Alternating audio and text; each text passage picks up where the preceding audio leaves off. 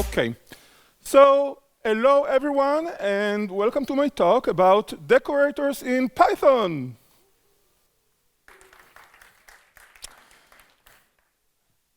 Let's do it again. I want more clapping. Hello everyone, and welcome to my talk about decorators in Python. Yay! Excellent. Now we can proceed.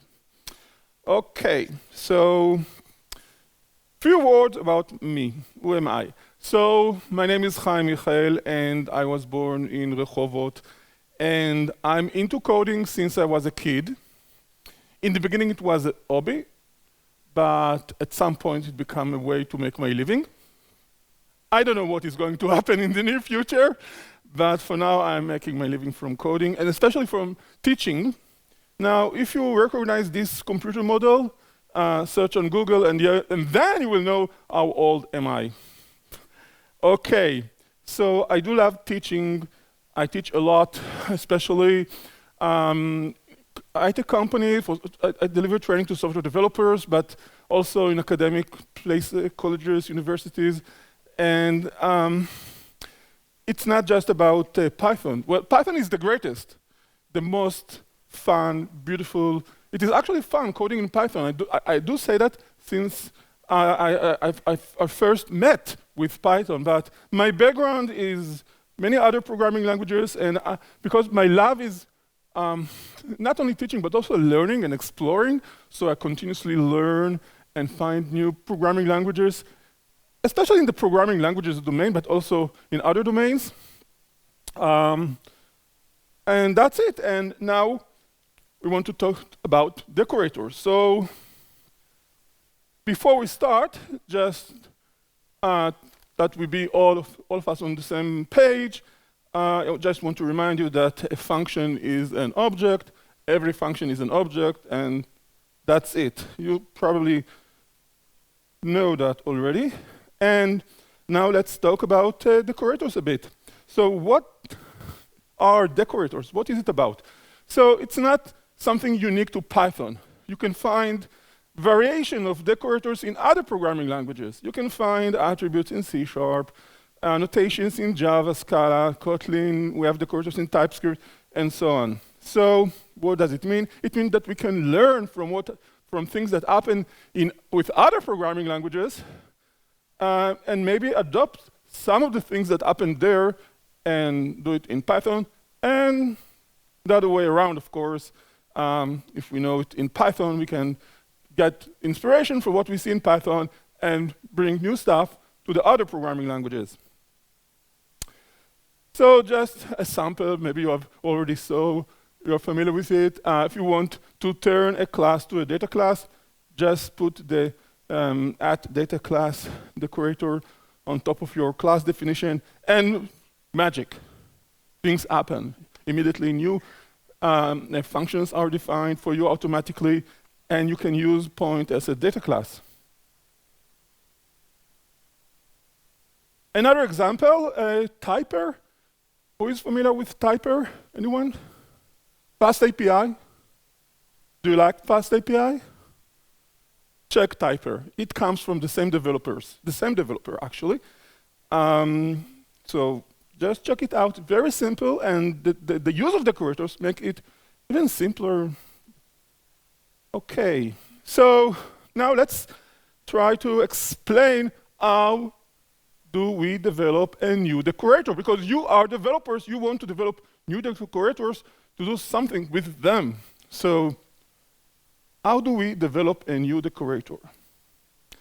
So actually, the simplest way to develop a new decorator would be defining a function, just like that. And you will see a code sample shortly.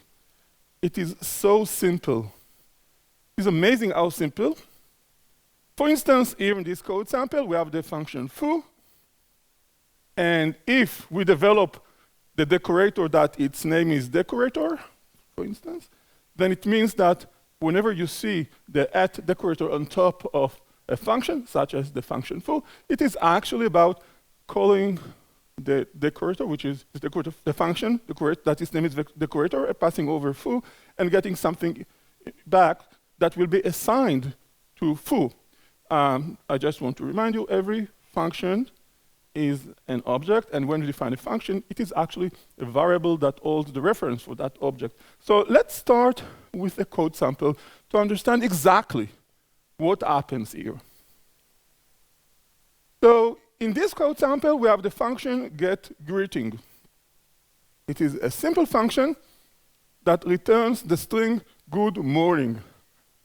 Very simple function. Now, it returns good morning, and then when you put the at uppercase on top of the definition of getGreeting, what we get when we call getGreeting and then printing it to the screen is good morning, but the letters are not small ones, they are the big ones. So what exactly happens here? So take a look out on the right. The right is the output we get when executing this code. So in the beginning, we have the definition of the method, the function uppercase. Nothing is printed to the screen. Then we have the printing of we love coding. Do you love coding? You love coding. And then we have a definition for getGreeting, but on top of that definition, we have a call to the uppercase function. When you see at uppercase, it is actually calling the uppercase function. And because of that, the next output is inside uppercase. But something else happens. The decorated function, getGreeting, is passed over to the function uppercase. Okay, so the parameter func is actually assigned with the reference to the object that represents the function getGreeting. Now, there is one more thing that happens here. The function uppercase returns the reference for the function that was defined inside with the name inner. And that reference is assigned back to getGreeting. So what you see with a comment, getGreeting is in a comment, this is actually what happens. The variable getGreeting is assigned with the reference to the object that represents the inner function. So from now on, whenever I call getGreeting, it is actually calling the inner function. So before calling getGreeting, we have a print of we love Python. And then when calling getGreeting, it is actually calling inner. It's actually calling this function that was defined inside the scope of the uppercase function. So that's why we get the output inside inner. And that small function, you can see, there is a call to func. But remember, func was assigned with the reference to the object that represents the original getGreeting. So it is a call to getGreeting. So that's why after the output inside inner, we get the output inside getGreeting. And then the rest, I believe you can go over the code and understand exactly what happens. Now, if we try to describe with a small chart, what happens here is the following. First, the object that represents the uppercase function is created. After that, we have the getGreeting method that was created, and the variable getGreeting holds the reference for that function that returns good morning. And then the reference for this object, B212, is assigned to func, the parameter of inner. And then that object that represents the inner function, that inner holds its reference, this is the reference that is assigned to the variable getGreeting. So whenever I call getGreeting, I actually call inner. Try to imagine the objects the reference that every object has, it all starts from the object. This is my small tip, not just with Python, with any programming language. Then you understand those strange cases. Okay, so let's see something a bit more sophisticated. Let's say that we have a function with parameters. So one of the best practices, of course, is to use that techniques, args and quarks. You probably know that. And here in this code sample, we have a definition for get greeting, but now it has parameters, and it is decorated with uppercase. So you see what uppercase returns? It actually returns a reference for the object that represents the inner function. So you see this line, get greeting, assigned with uppercase. I placed it in a comment, with a comment. It is just to explain what happens here. So we develop the decorator, and then we use it. We decorate a specific function, and by doing so, we actually assign to that variable that was created, that its name is the name of the function, I assigned with the reference to the inner function, the function that you can summarize and say that uppercase returns. So from now on, when calling get greeting, I actually call inner. And then something happens inside inner, you can see. You can go over the code by yourself. Okay, so that was a sample for function with parameters. You can also develop new decorators by defining a new decorator by defining a class, but I will skip that because we only have 20 minutes, but you will get the slides so you can go over that sample later. I will skip that. Now let's talk about nesting decorators. Decorating another decorator, a chain of decorators, a chain of functions that are executed one after the other. So, for example, we have a decorator that changed the output to be uppercase, and there is a decorator that adds some stars, and we can have more decorators to do more stuff, and we put them to work one after the other. And on the right, you can see the output. And by going over the output, you understand exactly what happens here. Okay, let's move forward because we are limited. Okay. It is also possible to develop a decorator that decorates a class.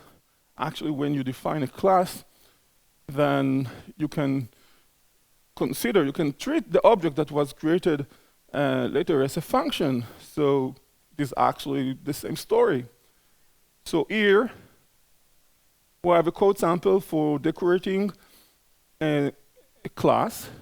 So whenever I try to create a new object from that class, it is actually calling the inner function.